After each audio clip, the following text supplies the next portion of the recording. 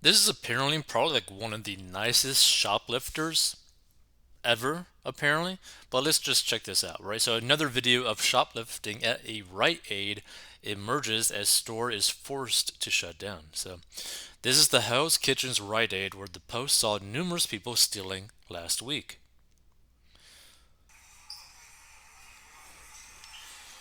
Dun-dun-dun. And there's just a guy literally just grabbing a drink, right?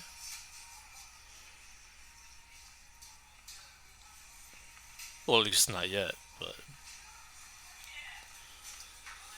yeah, he grabbed a drink and just yeah, he literally grabbed a drink and basically said like, "Hey, I'm taking this." That's basically what he said. And this person says, "What are you doing, sir? Come on, I'm taking this." So this guy's saying, "I think tolerating this is going to create anarchy."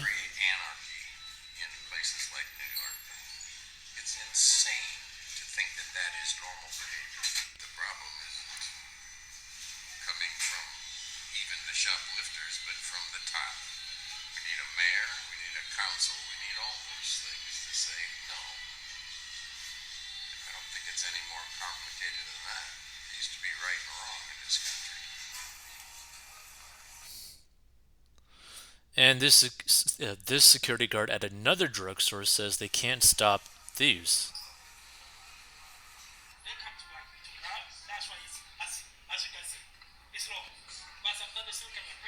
Really? Yeah. And now, what if they rip it? What can you do? Do you have to just stay there and not say anything? Sometimes they can send it. The cops to come, but like you call the cop just because of one bottle, and sometimes the cops is like.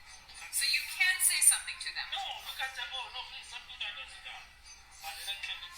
Rip it, put it on. Do you feel a little helpless? Not like helpless, but because everyone knows that we are not supposed to stop. Now that's interesting. So basically, what this guy's saying, the security guard, for those that might have not been able to catch it, is that he was basically saying that people can just walk into the store, grab like batteries that are locked up, right? So people end up forcing it off by ripping it off of the little metal hanger thing and then just walk off. And he can't really do anything because, yeah, he could call the manager. The manager may or may not call the cops, but the cops basically are not going to do anything. And everyone basically knows in that area that, like, they're not supposed to do anything, right? Because of the whole legislation. So, it's a very interesting thing. But let's continue. So shoplifters are so unconcerned with being arrested in the city that one of them stopped to chat with the Post after ransacking a Manhattan drugstore which is closing for good because of the out of control crime scourge. The Rite Aid at the corner of 8th Avenue and 50th Street in Hell's Kitchen will close February 8th because of the rampant pilfering, said store sources who claim thieves have ripped off more than $200,000 worth of merchandise in the past 2 months alone. And you might be thinking, oh, that's a crazy amount of money. How could they possibly do that in 2 months? Well, this is the way to really think about it. Because of that law, right, that they typically have in this area, that they could steal up to like I think 900 and something dollars, so like basically just under $1,000. So what? This takes maybe only like 250 to 300 people potentially doing this to really hit this number, right? Or get across that. So it's really crazy when you really think about it, right? It's like it's not hard for them to end up basically stealing hundreds of thousands of dollars every month. So a Post reporter followed one brazen thief at the store last week, watching him load 4 cases of beer into an oversized canvas bag in the back of the store and stride it out without paying.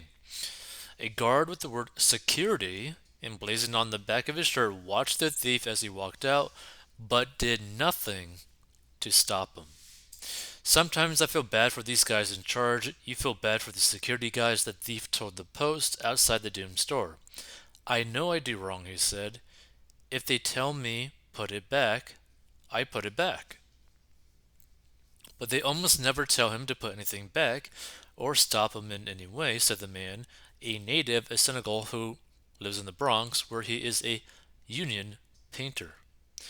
He said he was going to drink the beer with a friend who lives nearby. He said he's been stealing from stores like Rite Aid for months and has never been arrested. Like, here's the thing, right? Like, no matter how good your moral standing is, if everyone, like, if you as a human being, right, who works hard at their job, does everything that they're supposed to, right, and you go to your grocery store, right, and you see people right in front of you, in front of everyone, where like every single day they come to the store and they steal without getting, arrested or reprimanded or anything, right? At some point, you're probably going to crack and just take something. It could be something small, right? It could be, oh, maybe this Diet Coke and not even pay for it, right? Maybe a Monster Energy after that and not even pay for it, right? Like, no matter how good your moral standing is, after a certain extent, you are going to have people who probably are typically pillars of the community that are eventually going to be going down this path of, you know what, screw it. Why am I having to pay for all my groceries or all this stuff when I just saw like 10 people literally just walk out of here with close to $10,000 worth of goods, right?